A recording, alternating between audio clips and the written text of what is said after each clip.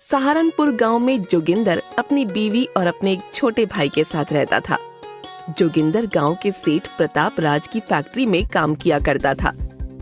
एक दिन जोगिंदर सिर पर डिब्बों को उठाकर गाड़ी में लोड करवा रहा था कि तभी उसके हाथ से वो डिब्बा नीचे गिर जाता है। अरे ये क्या किया तूने? सेठ जी, वो पता नहीं कैसे डिब्बा मेरे हाथ से नीचे गिर गया। तुझे पता है तेरी वजह से मेरा कितना नुकसान हो गया है। आए दिन तो तू मेरा कुछ ना कुछ नुकसान करता ही रहता है। अपनी नौकरी को बचाने के लिए जोगिंदर सेठ के पैरों में गिर जाता है।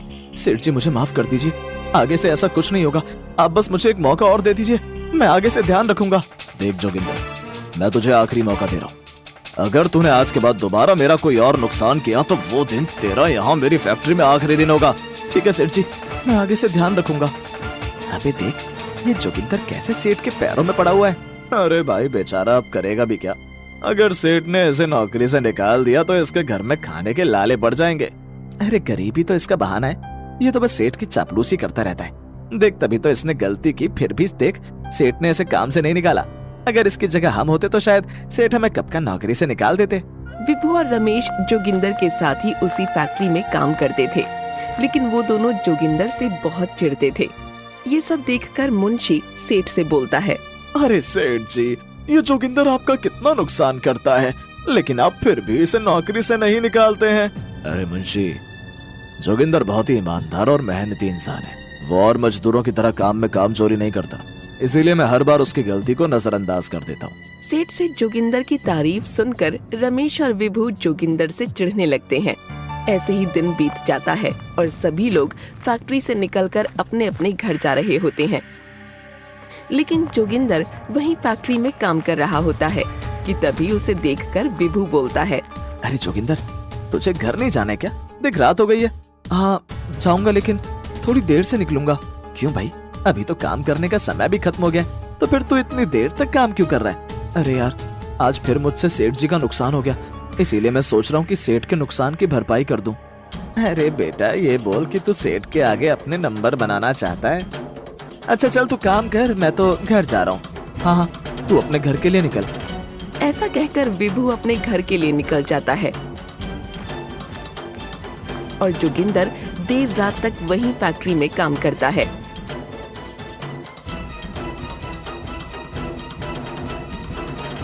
अरे 9 बज गए, आज तो मुझे काम करते बहुत देर हो गई। सरला और काना भी घर पर मेरा इंतजार कर रहे होंगे। ऐसा कहकर जोगिंदर अपने घर के लिए निकल जाता है।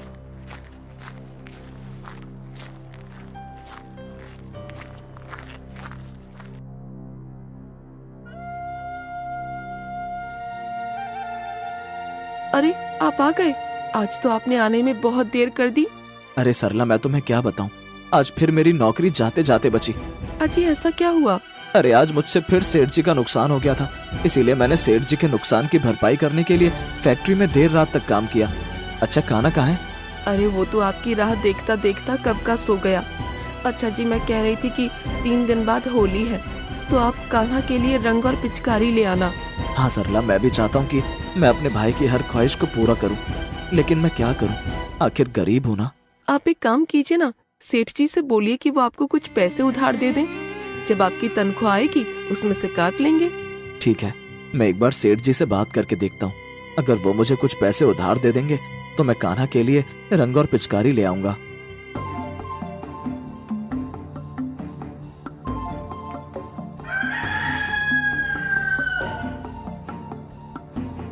अगली सुबह जब जोगिंदर फैक्ट्री पर जाता है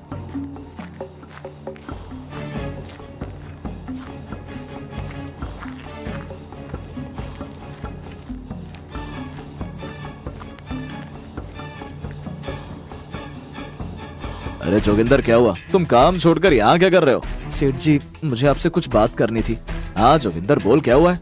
सेठ जी, वो मैं कह रहा था कि परसों होली है, अगर आप मुझे कुछ पैसे उधार दे देते तो मेरे घर भी होली अच्छे से मन जाती। जोगिंदर, अभी तो मैंने तुम सबको तनख्वाह दी थी और इतनी जल्दी तू दोबारा मुझसे पैसे मांगने आ गया? सेठ जी, मेरी बीवी की तबीयत खराब हो गई थी, इसीलिए घर में पैसों की दिक्कत हो गई है, और अब ये होली का त्योहार भी आ गया है। आप मेरी तनख्वाह में से पैसे काट लेना। कल ही तूने मेरा इतना नुकसान किया और आज फिर तू मुझसे पैसे मांगने आ गया। लेकिन सेठ जी, मैंने कल रात को देर तक काम किया था जिससे आपके नुकसान की कुछ भरपाई हो सके। देख जोगिंदर, जो भी हो, लेकिन अभी तो मेरे पास पैसे नहीं है, इसीलिए मैं अभी तुझे पैसे नहीं दे पाऊंगा। जोगिंदर और सेठ बात कर ही रहे होते हैं कि तभी मुंशी एक सूटकेस लेकर आता है। अरे सेठ जी, ये लीजिए आपके 1 लाख रुपए। वो जो आपने शहर में बंसी सेठ को उधार पैसे दिए थे ना, तो आज उनका नौकर ये पैसे देकर गया है। ठीक है, इसे अंदर तिजोरी में रख दे। ठीक है सेठ जी। अरे जोगिंदर, तू अभी तक यहाँ से गया नहीं? जाकर अपना काम कर। देख, अभी मेरे पास पैसे नहीं है, जब आएंगे तो मैं दे दूंगा। सेठ से बात सुनकर बेचारा जोगिंदर काम में लग जाता है कि तभी वो 1 लाख रुपए की बात विभू और रमेश सुन लेते हैं। अरे रमेश, तूने सुना? मुंशी 1 लाख रुपए लेकर आया है। हाँ यार, बता, ये अमीर लोगों के पास कितने सारे पैसे होते हैं। काश ये पैसा हमें मिल जाए तो हमारी तो लाइफ ही बन जाएगी। वैसे अगर तू चाहता है तो ये हमारे पास आ सकते हैं। तो चोरी करने की तो नहीं सोच रहा है ना? देख, अगर तेरे मन में ये ख्याल आ रहा है कि हम ये पैसे चोरी करेंगे तो यार मैं तेरा इस काम में साथ नहीं दूंगा। अरे यार, हम चोरी नहीं करेंगे, बस ये पैसा सेठ की तिजोरी से ले जाकर अपने घर में रखेंगे। और सोच, अगर ये सारा पैसा हमारा होगा तो हमें सेठ के यहाँ काम भी नहीं करना पड़ेगा। हम आराम से अपना कोई कारोबार खोल लेंगे जिससे हमें सेठ की ये चिक चिक नहीं सुननी पड़ेगी। लेकिन यार, ये सारे पैसे हम सेठ की तिजोरी से निकालेंगे कैसे? अरे यार, मेरे पास एक तरकीब है, सुन इधर आ। विभू रमेश को सेठ की तिजोरी से पैसे चुराने की तरकीब बताता है। ये सही रहेगा और किसी को पता भी नहीं चलेगा कि ये पैसे हमने चुराए हैं। देर रात होने के बाद जब सारे मजदूर फैक्ट्री से चले जाते हैं तो रमेश और विभू चुपके से फैक्ट्री के अंदर सेठ की तिजोरी से 1 लाख रुपए निकालने आते हैं। अरे विभू, देख, वो रही वो सेठ की तिजोरी जिसमें 1 लाख रुपए हैं। अरे हाँ, चल चल। वो दोनों तिजोरी के पास जाते हैं कि तभी रमेश देखता है कि सेठ की तिजोरी में लॉक लगा है। अबे यार, हमने ये सब तो प्लान बना लिया कि हम ये पैसे तिजोरी से निकालेंगे, लेकिन ये तो भूल गए कि तिजोरी को खोलेंगे कैसे। अबे तूने क्या मुझे बेवकूफ समझा है कि मैं इतना बड़ा प्लान बनाऊंगा और ये जरूरी काम भूल जाऊंगा? ये देख। अरे तेरे पास ये तिजोरी की चाबी कहाँ से आई? ये इस तिजोरी की चाबी नहीं है, बल्कि इस चाबी से तू किसी भी लॉक को खोल सकता है। बढ़िया यार ये तो। चल अब तो देरी मत कर, कोई आ जाए इससे पहले हमें यहाँ से अपना काम करके निकलना होगा। विभू उस चाबी से तिजोरी को खोल लेता है और देखता है कि तिजोरी में 1 लाख के अलावा और भी पैसा रखा होता है। अरे इसमें तो बहुत सारे पैसे हैं यार, कम से कम 2-3 लाख तो होंगे। हाँ यार, चल, हम तो 1 लाख लेने आए थे, लेकिन हमें तो 1 लाख की जगह 2-3 लाख रुपए मिल गए। चल अब सारा पैसा इस थैले में भर लेते हैं और घर जाकर फिर इसे बांट लेंगे। ऐसा कहकर वो दोनों तिजोरी के अंदर रखा सारा पैसा निकालकर अपने थैले में भर लेते हैं और वहाँ से भाग जाते हैं। अगले दिन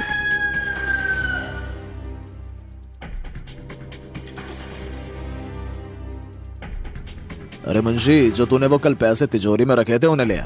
वो पैसे मैं घर लेकर जाऊंगा। ठीक है सेठ जी, मैं अभी पैसे लेकर आता हूँ। ऐसा कहकर मुंशी जब तिजोरी से पैसे निकालने जाता है तो देखता है कि तिजोरी का लॉक खुला है और वो तो खाली है। उसे देखकर मुंशी चिल्लाता है, सेठ जी इधर आइए, देखिए सेठ जी इधर आइए। मुंशी की आवाज सुनकर सेठ मुंशी के पास जाता है। अरे क्या हुआ मुंशी, तू ऐसे गला फाड़ फाड़ कर चिल्ला क्यों रहा है? अरे सेठ जी, ये देखिए आपकी तिजोरी पूरी खाली है और जब मैं यहाँ आया तो इसका लॉक भी खुला हुआ था। अरे नहीं, मेरी मेहनत की कमाई। अरे क्या हो गया, मेरा सारा पैसा कहाँ गया?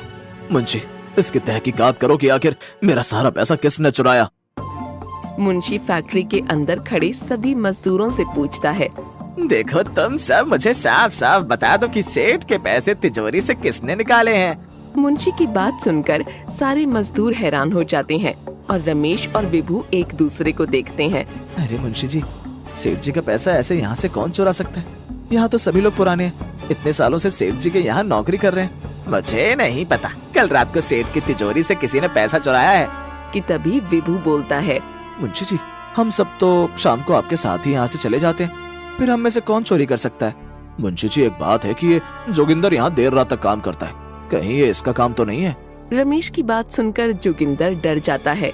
अरे रमेश भाई, तुम ये क्या कह रहे हो? मैं चोरी कैसे कर सकता हूँ? मुंशी जी, मैंने चोरी नहीं की है। अरे हाँ, कल ही तो तुम सेठ जी से पैसे उधार मांगने गए थे और सेठ जी ने तुमको पैसे देने से मना भी किया था, इसीलिए तुमने ही तो कहीं सेठ जी की तिजोरी से पैसे नहीं चुराए। नहीं, सेठ जी, आपको पता है कि मैं चोरी नहीं कर सकता हूँ। क्यों? तू चोरी क्यों नहीं कर सकता? कल जब मैं पैसे लेकर आया था तो तू वहीं खड़ा था। इसका मतलब सेठ जी यही चोर है। अरे खड़े क्या हो, मारो इसे। अरे चल विभू, हम दोनों भी हाथ साफ कर लेते हैं। नहीं नहीं, छोड़ो मुझे, छोड़ो। मैंने चोरी नहीं की, मुझे छोड़ दो। लग गई रे। सेठ जी मैंने चोरी नहीं की है। आप चाहे तो मेरे घर की तलाशी ले सकते हैं। सेठ जी मुझे छोड़ दीजिए। छोड़ो इसे। सेठ के कहने पर वो सब मजदूर जोगिंदर को छोड़ देते हैं। जोगिंदर, मैं तो तुझे ईमानदार इंसान समझता था और तूने मेरी ही तिजोरी में हाथ साफ कर लिया। सेठ जी मैं अब भी बोल रहा हूँ कि मैंने चोरी नहीं की है। आप चाहे तो मेरे घर की तलाशी ले लीजिए, लेकिन मैंने चोरी नहीं की है। देख जोगिंदर, सारे सबूत तेरी तरफ ही हैं। अगर तूने चोरी नहीं की है तो ठीक है, मैं तुझे कल तक का समय देता हूँ। तू कल तक अगर असली चोर को पकड़ लेता है तो मैं तुझे छोड़ दूंगा, नहीं तो बेटा देख फिर मैं तेरा और तेरे घर वालों का क्या हाल करता हूँ। सेठ की बात सुनकर जोगिंदर डर जाता है और वहाँ से अपने घर चला जाता है।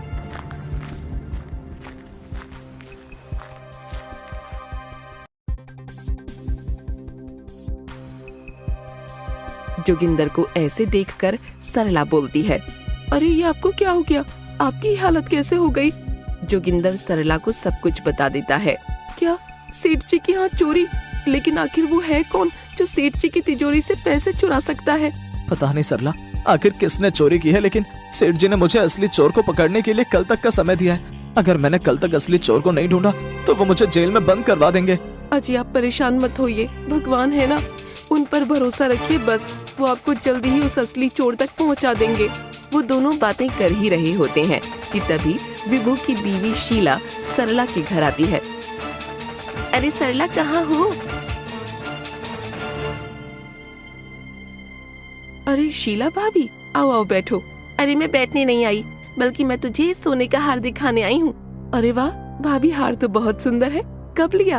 अरे बस अभी सीधा सुनार की दुकान से तेरे घर पर तुझे दिखाने आई हूँ। अरे भाभी, ये हार तो बहुत महंगा लग रहा है। हाँ, पूरे 1 लाख का है। क्या 1 लाख का? हाँ, वो कल रात को तेरे भैया विभू की लॉटरी लगी, इसलिए उन्होंने मुझसे ये पैसा संभाल के रखने के लिए कहा था। मैंने सोचा पैसा घर में रखना अच्छा नहीं, इसलिए मैंने उन पैसों का हार बनवा लिया। अरे ये आपने सही किया। अच्छा अब मैं चलती हूँ, कमला ने भी सोने के कड़े बनवाए हैं, वो जाकर देखती हूँ कैसे बने हैं। क्या कमला भाभी ने भी सोने के कड़े बनवाए? अरे हाँ, देख कितनी अच्छी बात है ना, रमेश भैया ने भी इनके साथ लॉटरी लगाई थी और कल ही उन दोनों की लॉटरी निकल गई। अच्छा क्या बात है, दोनों की एक साथ लॉटरी निकली। अच्छा मैं चलती हूँ, पहले कमला के पास जाऊंगी, फिर उसके बाद कल होली है ना, उसकी तैयारी भी तो करनी है। ऐसा कहकर शीला वहाँ से चली जाती है। अजी विभू भाई साहब और रमेश भाई साहब भी तो सेठ की फैक्ट्री में ही काम करते हैं ना? हाँ, विभू भी और रमेश मेरे साथ ही काम करते हैं। लेकिन सरला तुम ये क्यों पूछ रही हो? अजी आप समझे नहीं, कल ही सेठ के यहाँ चोरी हुई और कल ही विभू भाई साहब और रमेश भाई साहब दोनों की एक साथ लॉटरी लगी। आपको ये बात कुछ अटपटी नहीं लगी? हाँ सरला, तुम ये सही कह रही हो, क्योंकि जब मुंशी जी वो पैसों का सूटकेस लेकर आए थे तो विभू और रमेश वहीं खड़े होकर वो सब बातें सुन रहे थे। अजी इसका मतलब कल रात को विभू भाई साहब और रमेश भाई साहब ने ही सेठ जी की तिजोरी से चोरी की है। लेकिन सरला, मैं विभू और रमेश की चोरी की बात को सबके सामने कैसे लेकर आऊं? देखिए कल होली है, पूरा गांव एक साथ होली खेलेगा। अगर आप वहीं उन दोनों का सच सबके सामने ले आएं तो कैसा रहेगा? लेकिन सरला, मैं कल उन दोनों चोरों की असलियत सबके सामने कैसे लेकर आऊं? रुकिए, मेरे पास कुछ है। ऐसा कहकर सरला अंदर जाती है और वहाँ से पुड़िया लेकर आती है। ये लीजिए। अरे सरला, इसमें क्या है? अजी इसमें है भांग। आपको पता है ना, भांग के अंदर जाते ही इंसान सब कुछ भूल जाता है और उससे जो भी पूछो वो सच सच बताता है। हाँ, मैं अब समझा कि तुम क्या कहना चाह रही हो। अब देखना सरला कि मैं कल क्या करता हूँ, कैसे मैं उस विभू और रमेश के मुंह से ही उनका सच बाहर निकलवाऊंगा।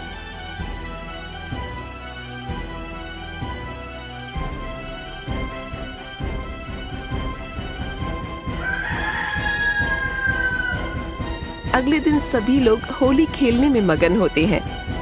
तभी जोगिंदर भी वहाँ आ जाता है। उसे देखकर रमेश विभू से बोलता है, अरे विभू, वो देख, जोगिंदर को कल इतना कुछ हुआ इसके साथ और ये फिर भी यहाँ पर मुंह उठाकर होली खेलने के लिए आ गया। अरे क्या बात है जोगिंदर, तू यहाँ पर कैसे?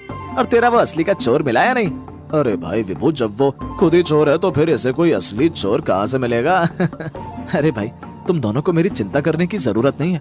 चोर को ढूंढने का काम मेरा है और मैं उसे जरूर ढूंढ के रहूंगा। आप लोग क्यों अपनी होली खराब कर रहे हो? ये लो, ये लस्सी पियो और होली का मजा लो। ला भाई ला। जोगिंदर उन दोनों को भांग वाली लस्सी देता है और रमेश और विभू वो लस्सी पी लेते हैं। तभी जोगिंदर अपने आप से बोलता है, मैं यही तो चाहता था कि तुम दोनों को ये भांग वाली लस्सी पिला दो। अब होगा मेरा काम शुरू। अरे विभू, मुझे जोगिंदर दो दिख रहा है। अरे हाँ रे।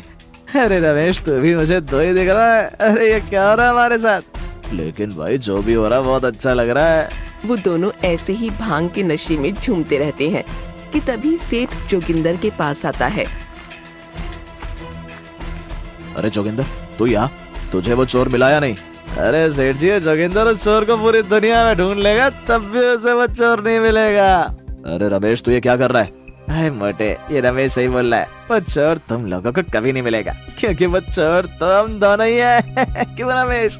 हाँ विभू, और देख ये पागल लोग पता नहीं कौन से चोर को ढूंढ रहे हैं। उन दोनों की ये बात सुनकर सेठ का गुस्सा तो जैसे सातवें आसमान पर पहुंच जाता है। अच्छा, तो ये तुम दोनों का काम है? अरे मुंशी, मुंशी इधर आ। जी सेठ जी, क्या हुआ? मुंशी, जल्दी से दरोगा को बुला। सेठ जी, क्या हुआ? क्योंकि मेरी तिजोरी से जिसने पैसा निकाला वो चोर मुझे मिल गया। क्या? लेकिन सेठ जी, चोर तो ये जोगिंदर है। नहीं मुंशी, चोर ये जोगिंदर नहीं बल्कि ये विभू और रमेश है। क्या? इन दोनों ने चोरी की है? अरे मुंशी, क्या हुआ? तुझे नहीं पता कि इस मोटे की तिजोरी से हमने दोनों ने चोरी की थी? रमेश की बात सुनकर मुंशी दरोगा को फोन करके बुला लेता है और थोड़ी देर में वहाँ दरोगा आ जाता है और जब तक विभू और रमेश का नशा भी उतर जाता है। दरोगा, यही वो दो चोर हैं जिन्होंने मेरी तिजोरी से मेरा पैसा चुराया था। अरे नहीं सेठ जी, अब हमने कोई चोरी नहीं की। ये जोगिंदर हम दोनों को फंसा रहा है। विभू, मैंने तुझसे बोला था कि मैं चोरी नहीं करूंगा, लेकिन देख आज तेरी वजह से मैं फंस गया। अरे चुप रहे, तुम दोनों से बोला है किसी ने बोलने के लिए? जब तक मैं ना कहूँ एक शब्द मत निकालना अपने मुंह से, नहीं तो बेटा देख रहे हो ना, फिर मेरा ये डंडा चलेगा, डंडा। दरोगा की बात सुनकर विभू और रमेश डरकर चुप हो जाते हैं। लेकिन सेठ जी, आपको पता कैसे चला कि इन दोनों ने ही आपकी तिजोरी से पैसे चुराए हैं? दरोगा जी, ये बात मैं आपको बताता हूँ। सेठ जी, जब मैं फैक्ट्री से सीधा अपने घर गया तो ये विभू की बीवी शीला मेरे घर पर आई और मेरी बीवी को अपने सोने का हार दिखाया। और जब इसने ये कहा कि ये विभू और रमेश दोनों की एक साथ लॉटरी खुली है, तो इस बात से मुझे इन दोनों पर शक हो गया। इसीलिए मैंने आज इन दोनों की लस्सी के अंदर भांग मिला दी थी, जिससे दोनों के मुंह से सच निकल जाए। और जैसा मैंने सोचा था वैसा ही हुआ। अरे भाई जोगिंदर, तेरा कमाल नहीं, तूने इतनी जल्दी इन चोरों को पकड़ लिया। वाह भाई वाह, तू तो पुलिस से भी आगे निकला भाई है। दरोगा, इन दोनों को अभी के अभी मेरी नजरों से दूर कर दो, नहीं तो मैं इन दोनों का क्या हाल करूंगा मुझे भी नहीं पता। सेठ के कहने पर दरोगा उन दोनों को उठाकर थाने में ले जाता है। जोगिंदर, मुझे पता था कि तू चोर नहीं है, इसीलिए मैंने तुझे एक दिन का समय दिया था जिससे तू असली चोर को पकड़ ले, और मुझे पूरा भरोसा था कि तू ऐसा जरूर करेगा। सेठ जी, अगर मेरी बीवी सरला अगर मेरे साथ नहीं होती तो शायद ही मैं आज इन दोनों को सच पता लगा पाता। अरे जोगिंदर, मुझे माफ कर दे, मैंने उस दिन बिना बात जाने तुझे इतना पिटवाया और तुझे चोर भी बोला, इसके लिए मुझे माफ कर दे। नहीं मुंशी जी, आपको जो दिखा आपने वही सब देखकर बोला, इसमें आपकी कोई गलती नहीं है और आपको मुझसे माफी मांगने की जरूरत नहीं है। अरे भाई देखो, अब ये चोरी वाला खेल तो खत्म हो गया, तो क्यों ना अब हम होली खेलें? हाँ, होली है।